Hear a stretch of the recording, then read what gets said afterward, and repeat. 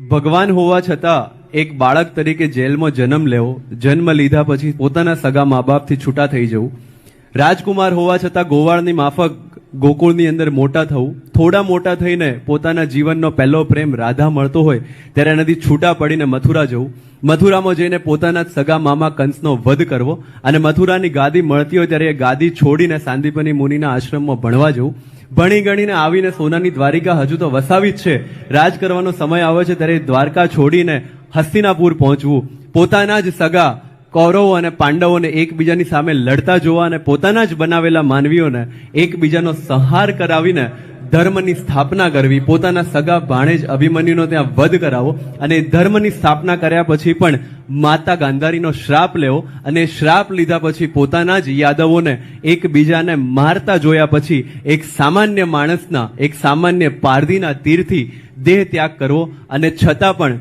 આખા મહાભારતમાં, આખા ભાગવતમાં આપણને કૃષ્ણ વિષાદ યોગ નથી મળતો અને એટલે જ એ પુરુષમાંથી પૂર્ણ પુરુષોત્તમ બની શક્યા છે.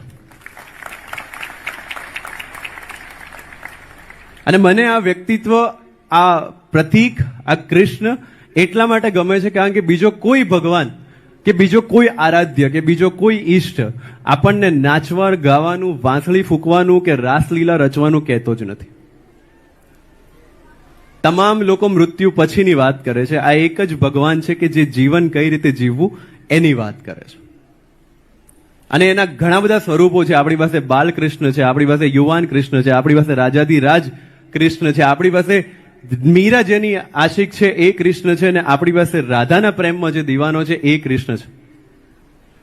અને એટલે એ એના અખિલ સ્વરૂપોમાંથી આપણે કદાચ કોઈ એક સ્વરૂપને પણ પામીએ, કારણ કે એક જ પામી શકાય છે. સુરદાસનો કૃષ્ણ ક્યારેય મોટો થયો નથી અને મીરાનો કૃષ્ણ ક્યારેય નાનો હતો નહીં. એ દરેકનું એક સ્વરૂપ છે, જે સ્વરૂપે એમણે કૃષ્ણને પૂજ્યા છે અને કૃષ્ણને પામ્યા છે. અને એટલે એ પૂર્ણ પુરુષોત્તમના માત્ર એક અંશથી પણ જો સાક્ષાત્કાર થઈ જાય તો કદાચ બેડો પાર ઉતરી જાય. પરમ પૂજ્ય માધવપ્રિય દાસ સ્વામીજીએ બહુ સારું ઉદાહરણ આપ્યું કે ઘડો જે છે એ પાણીની અંદર જતો રહે તો પાણી, સમંદરના પાણીમાં અને ગઢાના પાણીની વચ્ચે એક ગળો છે, એક શરીર છે, પણ એ શરીર જ છે જેના કારણે આપણે પરમ પ્રાપ્તિ સુધી પહોંચી શકીએ. શરીરમ ખલુ ધર્મ સાધનમ આપણા વેદોએ કીધું છે.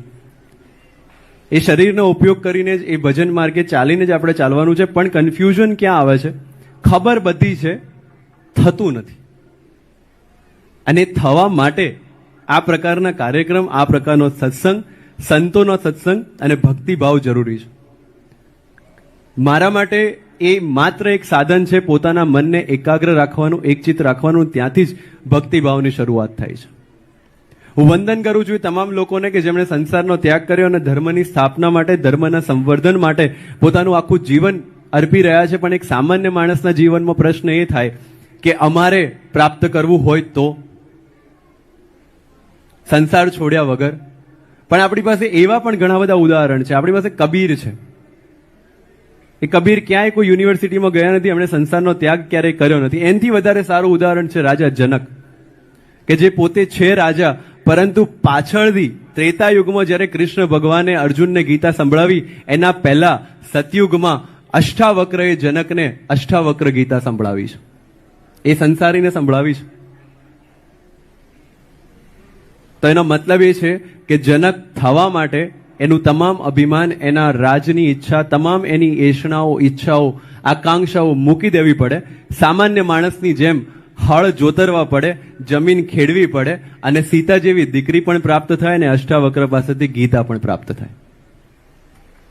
પણ એ રાજા થઈને હળ જોતરવાનું કામ કરવું પડે.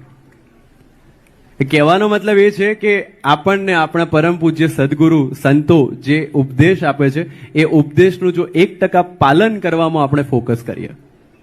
અહીંયા બેઠેલા તમામ માતા પિતાને ચિંતા હશે કે 10 વર્ષ 15 વર્ષ પછી મારું બાળક શું કરશે, લાવો મને અત્યારથી મહેનત કરવા દો, ભેગું કરવા દો, એફડી કરવા દો, સેવિંગ એકાઉન્ટમાં પૈસા જમા કરવા દો. મને એમ કહો આજથી 10 મિનિટ પછી, અત્યારે 10 મિનિટ પછી શું થવાનું છે આમાંથી કેટલાને ખબર છે? ચિંતા આપણે 10 વર્ષ પછીની કરીએ છીએ. અને એ ચિંતા કરવામાં, બાળકના ભવિષ્યની ચિંતા કરવામાં, બાળકના ચારિત્ર્યની ચિંતા કરવાનું આપણે ભૂલી જઈએ છીએ. સદભાગ્ય છે કે ગુરુકુળ જેવી સંસ્થાઓ છે કે જે હજુ પણ આ કાર્ય શિક્ષણની સાથે થઈ રહ્યું છે, કે જ્યાં માત્ર શિક્ષણ નહીં પણ મૂલ્ય શિક્ષણ આપવામાં આવી રહ્યું છે. પણ માતા પિતા તરીકે આપણે એ પણ વિચારીએ કે કદાચ જો ભવિષ્યમાં 10 વર્ષ પછી 15 વર્ષ પછી એફડી નહીં હોય તો ચાલશે, પણ એ 10 વર્ષ કે 15 વર્ષ પછી હું ન હોઉં તો મારું બાળક એ રસ્તા ઉપર એકલું ચાલવા માટે સક્ષમ છે કે નહીં, એની પૂર્વ તૈયારી આપણે કરવી પડશે. મારા ઘરમાં મારા મમ્મી પપ્પા પાસે ફૂટી કોડી પણ નહોતી મને ભણાવવા માટે. એમણે ક્યારેય મને પૂછ્યું નથી કે તારે શું ભણવું છે ને ક્યાં ભણવું છે. મેં કીધું છે કે મારે આ કરવું છે ને એમણે કીધું કે તું કર.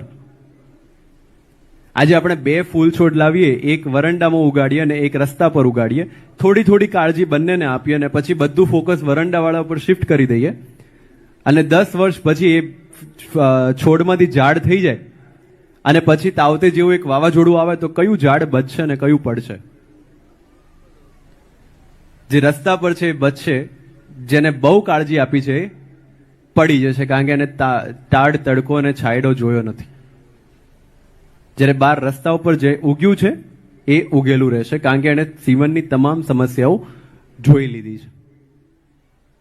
એનું બેસ્ટ એક્ઝામ્પલ એ છે મહાભારતમાંથી કે જ્યારે અશ્વત્થામાને આટાનો ગોળ પીતા જોઈને ગુરુ દ્રોણ દોડ્યા કૌરવ સભામાં પહોંચી જાય છે કે મારા દીકરાને બધા સુખ આપો, મારી સેવા હું કુરુરાષ્ટ્રને સમર્પિત કરું છું.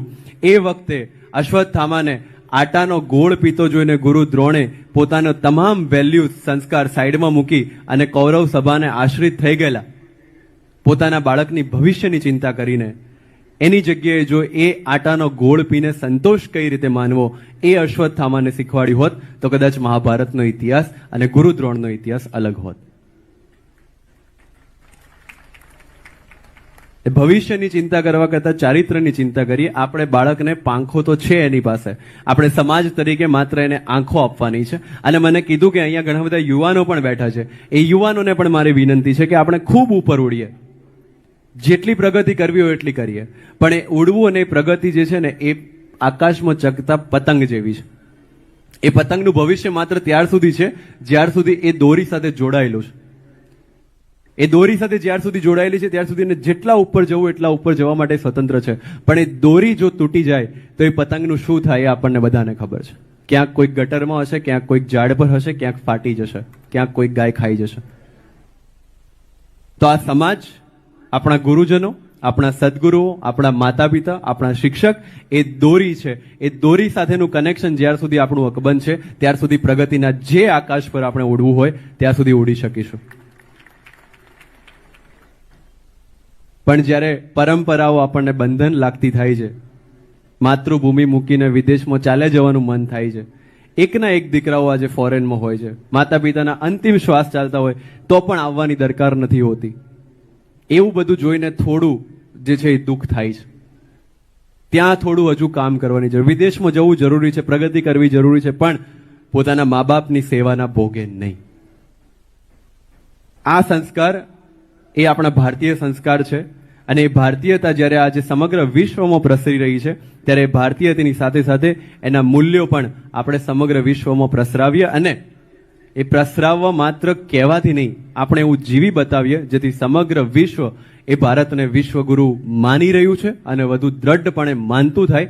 એવા પ્રયત્નો આપણે સર્વે મળીને કરવા પડશે, આપણે બધાએ સાથે મળીને ચાલવું પડશે.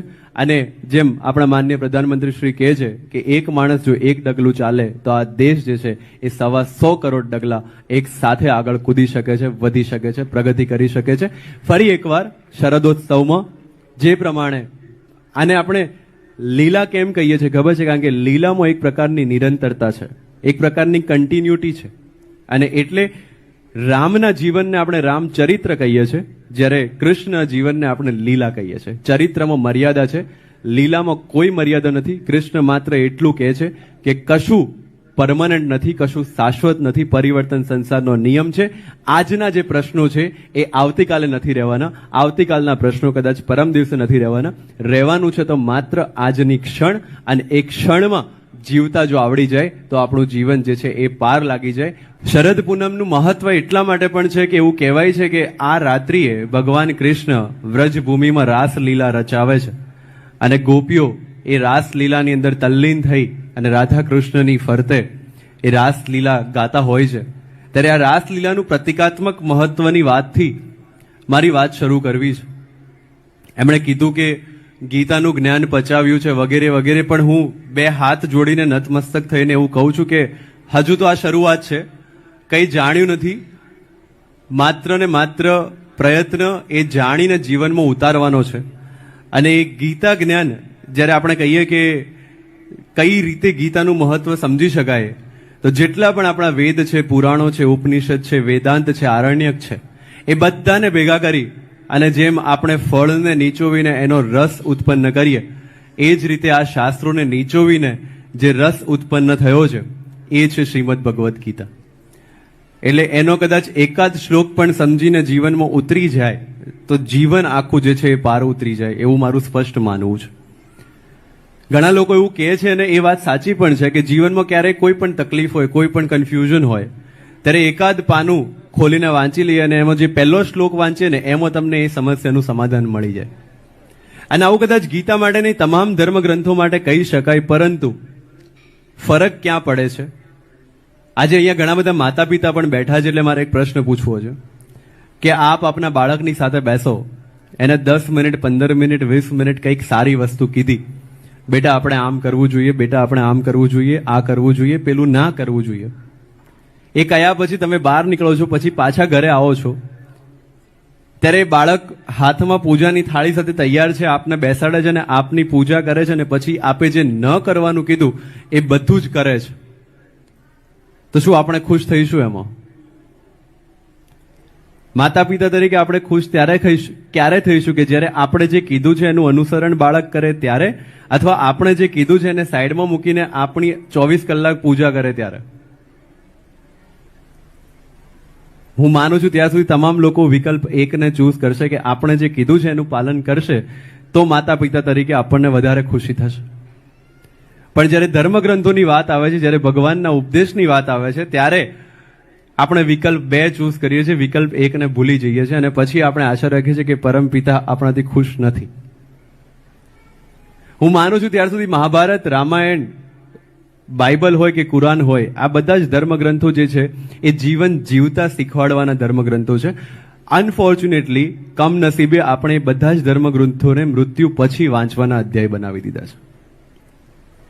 માણસ મરી જાય પછી ગીતાનું પાઠ થાય એની પાછળ, કે બાઇબલ વંચાય કે કુરાન વંચાય, પણ જે ગયો છે એને હવે કંઈ ફરક પડવાનો નથી, જે બેઠા છે એમનું એમાં ધ્યાન નથી. એટલે જ્યારે પણ આપણે ધર્મગ્રંથોની વાત કરતા હોઈએ, ભગવાનની વાત કરતા હોઈએ, ત્યારે મારું એવું સ્પષ્ટ માનવું છે કે એ ખુશ ત્યારે જ થશે જ્યારે એમણે જે કરવાનું કીધું છે એ કરીએ તો. આ તો આપણને કોઈક 2 શબ્દો કહી જાય તોય આપણે 2 દિવસ દિમાગમાં લઈને ફરીએ કે મને કઈ રીતે કહી ગયો કે કઈ ગઈ. મારું માનવું એવું છે કે આ ધર્મગ્રંથોમાંથી આપણે એ શીખવાનું છે કે મેં મારા ભૂતકાળના પ્રવચનમાં પણ કીધું છે ને આજે ફરી અહીંયા શરદોત્સવમાં મને એ પુનરાવર્તન કરવાની ઈચ્છા થાય છે